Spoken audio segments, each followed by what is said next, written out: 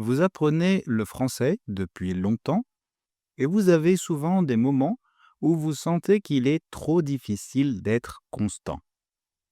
Dans ces moments, votre cerveau est votre pire ennemi. Il vous dit: «Je ne suis pas doué pour les langues, je perds mon temps, ça ne sert à rien, les Français ne me comprendront jamais, j'oublie tout». Bref, un cercle vicieux qui est très mauvais, tant pour votre apprentissage de la langue que pour votre confiance en vous. Mais alors pourquoi ça vous arrive? Et que faire pour dépasser ces limites quand on apprend le français? C'est ce qu'on va voir aujourd'hui. Bonjour, je suis Jonathan, professeur de français natif et coach pour tous ceux qui souhaitent gagner en confiance en français. Dans mon podcast, toutes les semaines, vous allez améliorer votre compréhension du français, mais aussi à débloquer votre apprentissage et enfin à mieux comprendre les codes culturels français. Sachez que vous pouvez accéder à la transcription gratuite et aux flashcards sur mon site web www.tavieenfrançais.com. Et si vous avez un moment, vous avez aussi la possibilité d'évaluer ce podcast avec une étoile et un commentaire. Quand on apprend le français ou toute autre langue, le cerveau reçoit trop d'informations en même temps. Il a plusieurs façons de se protéger et de s'adapter. D'abord, il fait un tri et garde ce qui est le plus utile pour communiquer et met de côté les détails moins importants. Et puis, pour notre plus grande frustration, il oublie aussi certaines choses pour éviter d'être surchargé et ne retient que ce qui est vraiment nécessaire. En plus du trop d'informations, il y a aussi l'influence de votre langue maternelle sur l'apprentissage du français qui peut vous bloquer. Et oui, par exemple, au niveau de la prononciation, quand vous apprenez le français, vous découvrez des nouveaux sons qui n'existent pas dans votre langue maternelle, comme les voyelles nasales, un, en, on. Il y a aussi des sons français qui peuvent vous confondre aussi parce qu'à l'écrit, ils s'écrivent de la même manière, mais à l'oral, c'est une autre histoire. C'est le cas du mot danger. En anglais comme en français, ça s'écrit pareil, mais la prononciation est complètement différente. Et il y en a d'autres, comme silence, fruit et table, par exemple. Du coup, quand c'est la première fois que vous écoutez ces mots en français, il y a un petit court-circuit dans votre cerveau en général. Si vous ne savez pas de quel mot je parle, alors je vous invite à lire la transcription en même temps que vous m'écoutez pour bien faire la différence entre la prononciation en français et celle dans votre langue maternelle. D'autres choses qui peuvent bloquer votre cerveau quand vous apprenez le français, ce sont les adjectifs qui viennent après le nom, quand en anglais, ils se placent avant. C'est le cas quand vous traduisez "an interesting movie" par un film intéressant ou "a poor man" par un homme pauvre. D'ailleurs, quand vous dites un pauvre homme, à l'inverse, ça veut dire "a pitiable man", un homme pour qui on a de la pitié. Et oui, en fonction de la position de l'adjectif avant ou après le nom, la signification peut changer. Et boum, vous avez un autre court-circuit. Bon, cette influence se fait aussi sentir dans le vocabulaire, avec des faux amis, comme le mot actually en anglais, qui ne signifie pas actuellement en français, mais plutôt en fait. Il y a les différences culturelles aussi. Ça peut causer des malentendus, notamment lorsqu'il s'agit d'expressions idiomatiques. Le français est également riche en métaphores et expressions figurées, qui ne se traduisent pas littéralement en anglais. Un anglophone pourrait ne pas comprendre tout de suite ces expressions, comme avoir le cafard, pour dire être déprimé. Ou mettre les pieds dans le plat, pour parler d'un sujet délicat ou gênant de manière maladroite. En anglais, je crois que ce serait put your foot in your mouth. Les expressions idiomatiques peuvent perturber, surtout que le sens littéral n'a rien à voir avec la signification. Parfois, c'est la même signification que dans votre langue, mais parfois, non.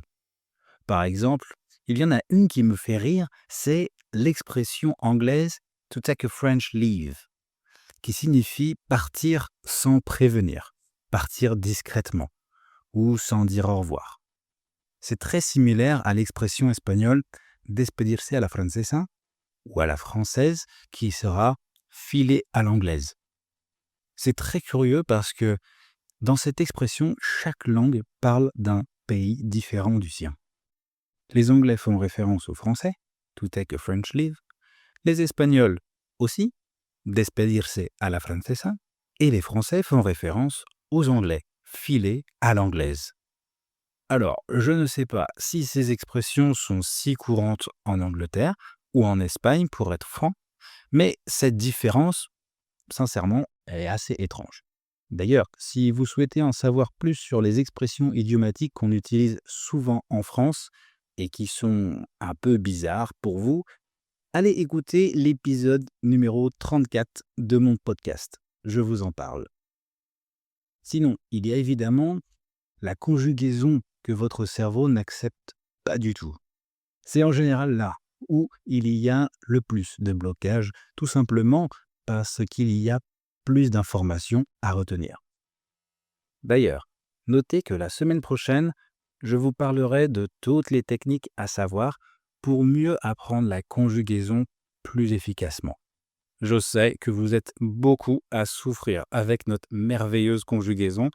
Alors, cette fois-ci, je vous donnerai plein d'astuces et très certainement beaucoup que vous ne connaissez pas. Bien sûr, il y a aussi le manque de pratique qui vous bloque. Sans pratique, vous oubliez. En fait, plus vous apprenez, plus le cerveau est capable de s'adapter. Si vous ne pratiquez pas régulièrement, les connexions dans votre cerveau qui sont liées à la langue ne se renforcent pas, ce qui rend l'apprentissage plus lent et fait qu'on oublie facilement ce qu'on a appris. Apprendre le français demande aussi de mémoriser des mots, des règles et des concepts. Sans parler souvent, vous resterez au niveau de la connaissance théorique. Et donc, si vous ne répétez pas assez les mots et les règles, le cerveau n'acceptera pas l'information. Et c'est pareil pour la compréhension orale. Si vous écoutez les épisodes de mon podcast de manière régulière, votre oreille va s'habituer. Le cerveau a besoin de ça, mais ça demande de l'entraînement. Il a besoin de détecter les mots. Donc vous voyez, pour ça, quand je vous parle, j'essaie de parler lentement. Dans la vie quotidienne, les Français parlent plus vite, bien sûr. Mais sans ce passage par mon podcast, par exemple, c'est beaucoup plus difficile de comprendre les natifs par la suite. Du coup, quand vous avez l'impression que votre cerveau n'assimile plus rien en français, eh bien, vous vous découragez et vous perdez confiance en vous, notamment parce que vous pensiez maîtriser le français plus tôt. Chaque nouveau mot, chaque nouvelle règle semble devenir plus difficile à retenir. Et c'est frustrant. C'est un peu comme si votre cerveau était saturé et avait besoin de faire une pause. Et là, vous pouvez ressentir une fatigue mentale, bien sûr, car vous avez l'impression de stagner malgré tous vos efforts. Et quand vous vous sentez démotivé, alors que vous savez que l'apprentissage du français est important pour vous, eh bien, faites une pause. Faites une pause de quelques jours et laissez votre cerveau se reposer avant de reprendre. Attention, une pause de plusieurs semaines, c'est du temps perdu.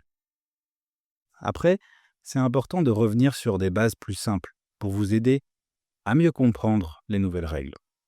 Et puis, vous pouvez changer votre manière d'apprendre, peut-être en écoutant d'autres choses en français, en regardant des films en français, ou en utilisant des jeux qui rendent l'apprentissage plus ludique. Surtout, il est important d'accepter que l'apprentissage d'une langue est un processus avec des hauts et des bas. Parfois, ça avance vite. Parfois, ça stagne. Et c'est tout à fait normal. Aussi, vous savez, le sommeil est essentiel quand on apprend une langue. Pas seulement pour être en forme le lendemain, mais parce qu'il permet de ranger et de consolider les nouvelles connaissances. Du coup, je vous conseille de revoir du vocabulaire, d'écrire quelques phrases en français ou d'écouter de l'audio environ 30 à 60 minutes avant de vous coucher. Répéter à haute voix après un locuteur natif, c'est encore mieux. Ça sera mieux que de scroller sur les réseaux sociaux, par exemple. Parce que pendant le sommeil, le cerveau consolide les souvenirs récents. Donc, profitez-en. Certaines études suggèrent que d'écouter des enregistrements en français à faible volume pendant la phase de sommeil léger peut renforcer l'apprentissage. Vous n'avez pas besoin d'écouter toute la nuit, mais une courte période suffit. Et vous savez quoi? Plus vous vous exposez au français, plus il y a de chances que vous rêvez en français. Moi, vous savez, je vis en Espagne et ça m'est arrivé de rêver en espagnol il n'y a pas longtemps. Pour rappel, je vous en ai parlé dans l'épisode 49. Pour éviter d'oublier les mots et donc bien mémoriser, il existe aussi la répétition espacée. Ça, c'est une technique d'apprentissage très efficace, particulièrement pour mémoriser du vocabulaire lorsqu'on apprend une langue comme le français. Elle repose sur le principe de la courbe de l'oubli, c'est-à-dire que lorsqu'on apprend quelque chose de nouveau, on l'oublie rapidement si on ne la révise pas. Et la répétition espacée permet de revoir ces informations à des intervalles de plus en plus longs pour mémoriser sur le long terme. Dans le cadre de l'apprentissage du français, cette méthode consiste à apprendre de nouveaux mots, puis à les revoir à des moments stratégiques. Les mots difficiles à retenir, vous les révisez plus fréquemment, tandis que ceux que vous maîtrisez déjà, vous pourrez les revoir moins souvent. Par exemple, après avoir appris un mot, vous le révisez le lendemain, puis 2 jours plus tard, ensuite 1 semaine plus tard, puis 2 semaines, et ainsi de suite, en allongeant progressivement les intervalles. Pour ça, il vous faut le pratiquer régulièrement. Du coup, il vous faut trouver une activité régulière dans laquelle vous l'utilisez à chaque fois. Cette méthode est avantageuse car elle permet de se concentrer davantage sur ce qui est difficile tout en évitant de perdre du temps à revoir constamment des mots déjà acquis. De cette manière, vous mémorisez le vocabulaire sur le long terme et vous garderez la motivation car vous constaterez des progrès réguliers. Il existe de nombreux outils pour appliquer la répétition espacée, comme Quizlet, que vous pouvez trouver sur mon site internet pour utiliser les flashcards de chaque épisode. Par exemple, si vous confondez les mots attendre, étendre, éteindre, qui se ressemblent particulièrement, posez-vous la question comment vous pouvez les mettre en contexte et à quelle fréquence vous pourrez les utiliser. Par exemple, vous pouvez écrire votre quotidien sur un cahier. Vous écrivez pour attendre, j'attends le bus le matin pour aller au travail. Pour étendre, j'étends le linge tous les week-ends. Et pour éteindre, j'éteins la lumière du salon quand il fait nuit. Et à chaque fois que vous faites l'action, vous la dites à haute voix. Et vous l'écrivez encore. Pour vous faire corriger, n'hésitez pas à en parler à votre professeur de français. Faites-le avec le temps, cette méthode permet de retenir un grand nombre de mots sans effort excessif. vous stimulez votre cerveau de cette manière. Voilà, je sais que ça arrive souvent d'être saturé. Alors, je trouvais important de vous faire cet épisode. J'espère qu'il vous a plu, qu'il vous a permis d'apprendre des choses et qu'il vous sert surtout. Si vous avez aimé, n'hésitez pas à partager l'épisode, ça m'aidera beaucoup. Et puis vous le savez, vous pouvez utiliser la transcription gratuite et les flashcards pour écouter tous mes épisodes. C'est possible sur ma page web www.tavieenfrançais.com. Donc n'hésitez pas, c'est très important d'utiliser tous les sens quand on apprend une langue. Donc écoutez, lisez, écrivez des phrases de mes épisodes et dites-les à voix haute. Et si vous souhaitez mettre vraiment en marche votre cerveau en français, vous pouvez vous joindre en toute confiance à mes cours de français. Sachez qu'ils sont personnalisés et que pour ça, vous avez le droit à un appel gratuit avec moi pour apprendre à me connaître. Pour ça, je vous laisse le lien dans la bio. Merci encore. Et pour terminer, n'oubliez pas, suivez votre cœur, mais n'oubliez pas votre cerveau avec. À la semaine prochaine, les amis. Ciao!